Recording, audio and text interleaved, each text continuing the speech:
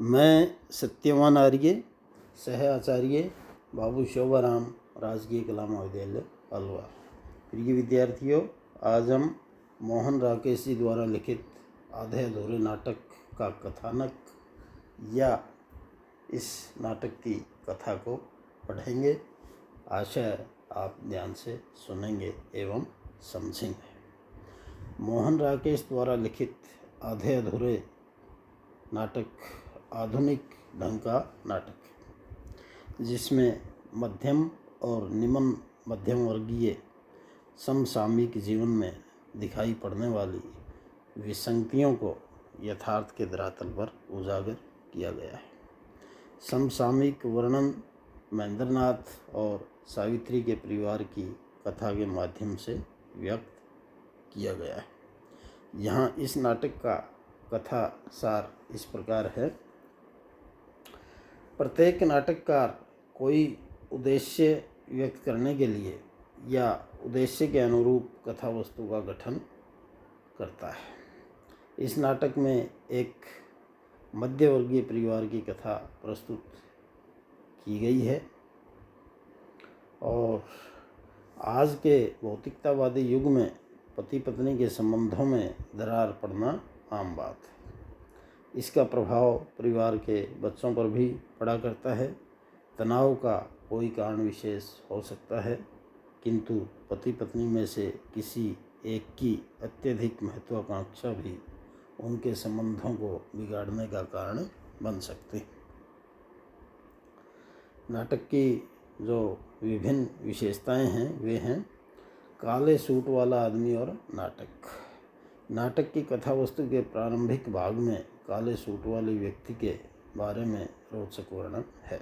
वह अभिनेता, प्रस्तुतकर्ता, व्यवस्थापक या कुछ और है, कहा नहीं जा सकता। उसी की भांति यह नाटक भी अनिश्चित बताया गया है। अनिश्चित होने के कारण के बारे में कहा गया है, यूँ तो इसका कोई न कोई कारण होगा ही, किंतु जब काले सूट वाले आदमी के बारे में ही कुछ निश्चित नहीं है तो नाटक के निश्चित कारण के बारे में भी चर्चा करना बेकार है।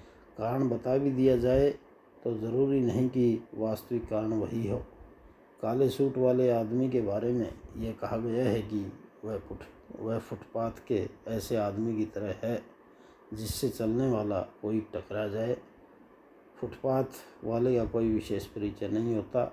हाँ, टकराने से उसमें कोई अनुभूति जरूर होगी, टकराने वाले में अनुभूति होगी। यह अनुभूति दो आदमियों में टकराने से होने वाली अनुभूति के समान ही होगी।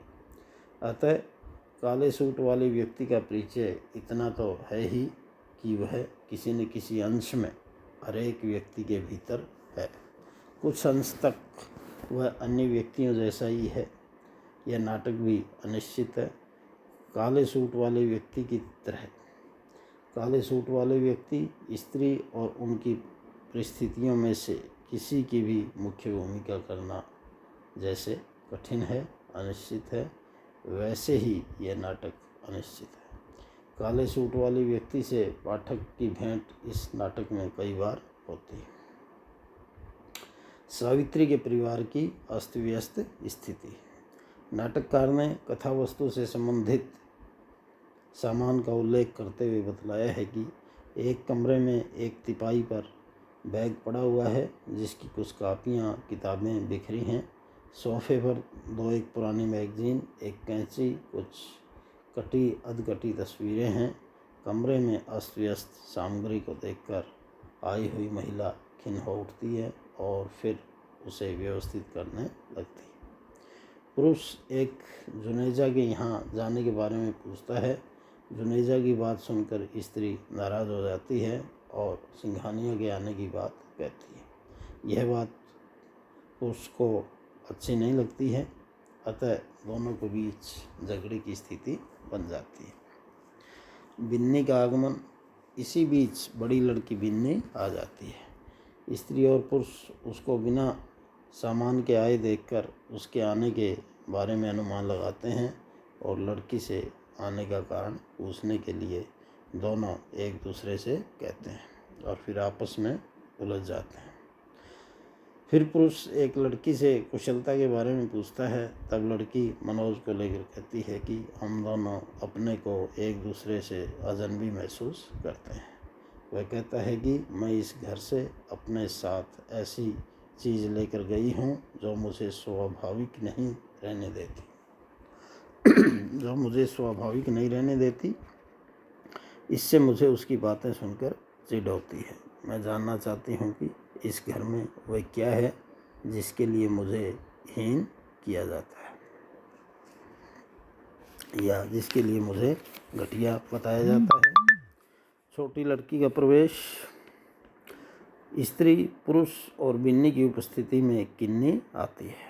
पूछने पर कहाँ गई थी? किन्नी कहती है कि कहीं पर भी गई थी, घर पर कोई नहीं था जिसके पास बैठती। फिर वह अपनी मम्मी से कहती है कि मेरी चीज़ें नहीं दिला सकते तो मुझे स्कूल से उठा लो, शौकी की तरह मैं भी बिना पढ़ी रह लूँगी। इस पर बड़ी लड़की नाराज़ होती है, लेकिन उस पर कोई असर नहीं होता है। तभी सावित्री सिंघानिया के आने की बात कहती है। उसी समय पुरुष एक फाइल खोजता है और उसे झाड़ने लगता है। अशोक और किन्नी एक किताब को लेकर लड़ने लगते हैं। पिता उस किताब को देखने को मांगता है पर वह उसे नहीं मिलती। इससे वह अपने को अपमानित महसूस करता है। माँ बेटे की बातें। माँ अशोक से सिंघानिया के आने के बारे में कहती है कि वह तेरी खातिर ही आ रहा है, इसलिए आज कहीं मत जाना। लड़का कहता है कि कम से कम मुझे उस व्यक्ति के माध्यम से नौकरी तो नहीं चाहिए। तुम्हारी बात अलग है, तुम व्यक्ति की तनख्वाह को, नाम को, रुतबे को महत्व देती हो, लेकिन मैं ऐसे लोगों से मिलना भी नहीं चाहता, क्योंकि इनसे मिलकर हम जितने छोटे हैं उससे और छोटे हो जाते हैं आपकी नज़र में। स्त्री की जगमोहन से भेंट। घर के माहौल से स्त्री परेशान है। वह सोचती है कि मेरे अलावा घर में और कोई कमाता नहीं है, मैं घर की सारी जिम्मेदारी वहन कर रही हूँ। वह जगमोहन से मिलने जाने के लिए तैयार होती है। तभी जगमोहन आ जाता है। दोनों जाने के संबंध में तय करते हैं। तभी स्त्री जगमोहन को जुनेजा के आने के बारे में बताती है और दोनों बाहर चले जाते हैं। जुनेजा का घर पर आना। सावित्री के जाते ही जुनेजा उसके घर पर आ जाता है और बिन्नी से बातें करने लगता है। बिन्नी उसे अपने घर की हालत बताती है। उसकी बातों को सुनकर जुनेजा बताता है कि महेंद्रनाथ बीमार है, मैं यहाँ सावित्री को समझाने के लिए आया था। तभी सावित्री भी वहाँ आ जाती है। दोनों में बातचीत के दौरान जुनेजा सावित्री से कहता है कि तुम महेंद्रनाथ को छुटकारा दे दो। सावित्री महेंद्रनाथ की कमियां गिनाती हुई कहती है कि वह आधा चौथाई भी आदमी नहीं है, वह दूसरों के खाली खाने भर के लिए है। वह मुझसे वही काम कराना चाहता है जिससे दूसरों को खुशी हो। मैं उसे आदमी बनाने की कोशिश करती हूँ, तब दूसरों को ईर्ष्या होने लगती है। वे सोचते हैं कि मैंने महेंद्रनाथ के नकेल डाल रखी है। अंत में सावित्री और जुनेजा की बातों का कोई लाभ नहीं होता। जुनेजा जाने लगता है। तभी बीमार महेंद्रनाथ भी जुनेजा के घर से स्कूटर रिक्शा में बैठकर आ जाता है और इस तरह से ये जो कथानक या कथासार ये पूर्ण होता है।